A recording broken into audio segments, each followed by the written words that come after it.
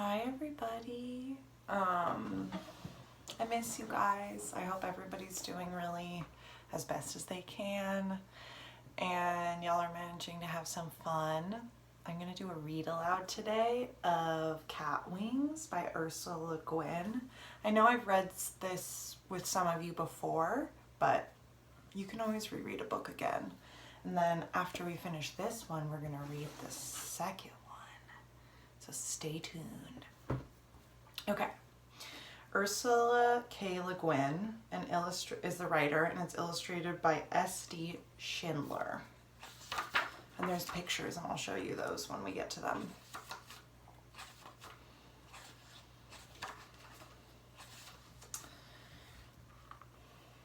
Let's see, here you go.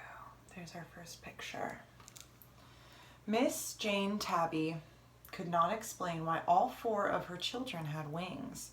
I suppose their father was a fly-by-night, a neighbor said and laughed unpleasantly, sneaking around the dumpster. Maybe they have wings because I dreamed before they were born that I could fly away from this neighborhood, said Miss Jane Tabby. Thelma, your face is dirty. Wash it. Roger, stop hitting James. Harriet, when you purr, you should close your eyes part way and knead me with your front paws. Yes, that way. How was the milk this morning, children? It's very good, Mother, thank you, they answered happily. They were beautiful children, well brought up. Miss Tabby worried about them secretly.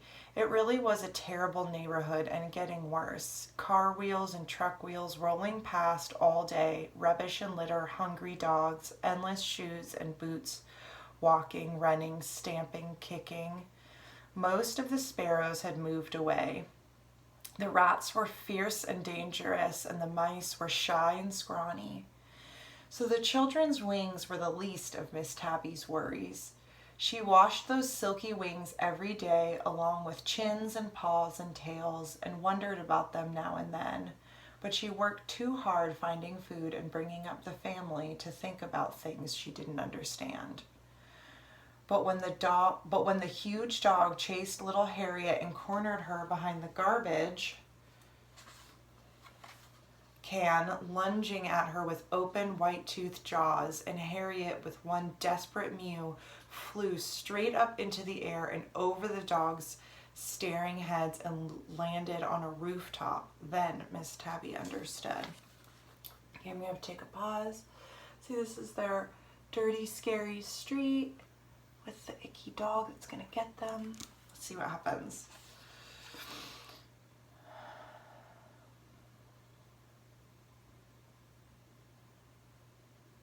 The dog went off growling, its tail between its legs. Come down, Harriet, her mother called. Children, come here, please, all of you. They all came back to the dumpster. Harriet was still trembling. The others all purred with her till she was calm, and then Miss Jane Tabby said, Children, I dreamed a dream before you were born, and I see now what it meant. This is not a good place to grow up in.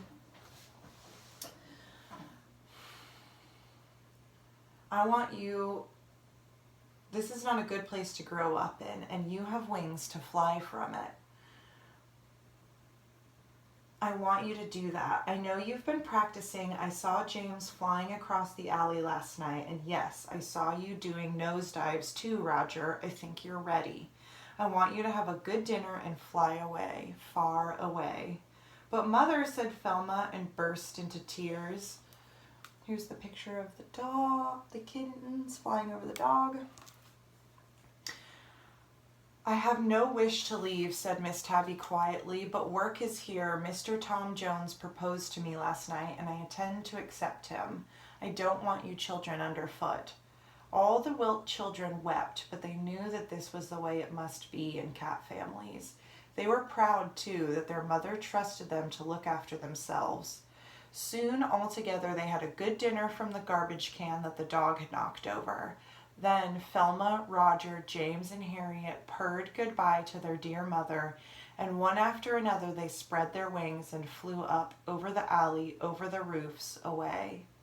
Miss Jane Tabby watched them. Her heart was full of fear and pride. They are remarkable children, Jane, said Mr. Tom Jones in his soft, deep voice. Ours will be remarkable too, Tom, said Miss Tabby.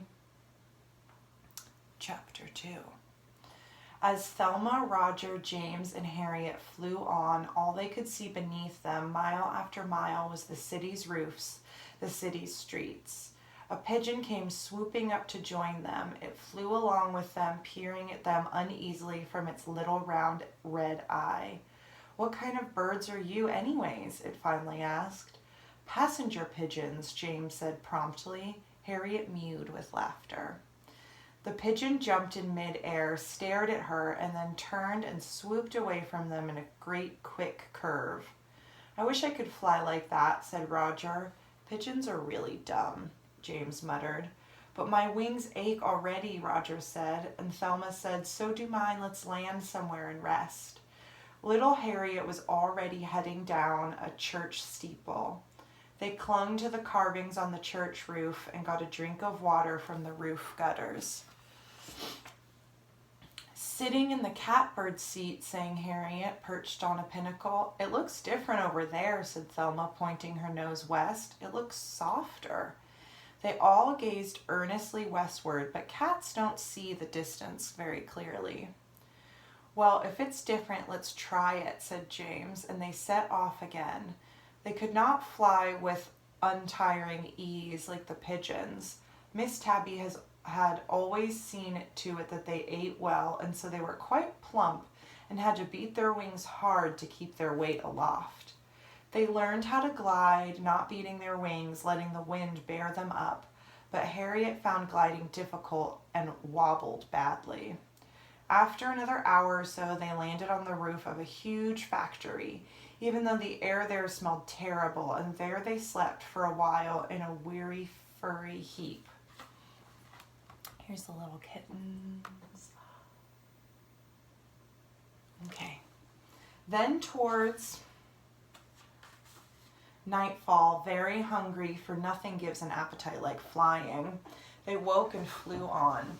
The sun set, the city lights came on, long strings and chains of light below them, stretching out toward darkness. Towards darkness they flew, and at last, when around them and under them everything was dark except for one light twinkling over the hill, they descended slowly from the air and landed on the ground. A soft ground, a strange ground. The only ground they knew was pavement, asphalt, and cement.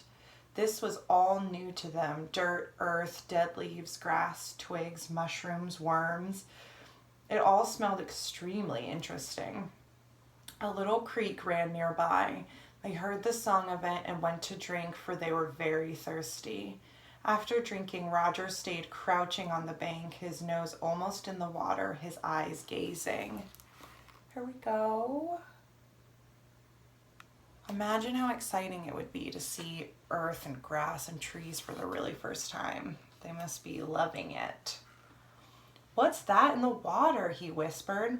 The others came and gazed. They could just make out something moving in the water. In the starlight, a silvery, flickery, a gleam. Roger's paw shot out. Pause. What do you think it is? I don't know. I think it's dinner, he said. After dinner, they curled up together again under a bush and fell asleep. But first Thelma, then Roger, then James, and then small Harriet would lift their head open and listen a moment on guard. They knew they had come to a much better place than the alley, but they also knew that every place is dangerous, whether you are a fish or a cat or even a cat with wings. So here we can see that it was a fish they were hunting. That's them all napping together. Okay, next page. Oh, that's the end of chapter 2. Okay, I'm going to stop now and I'll keep reading tomorrow. Okay, bye everybody.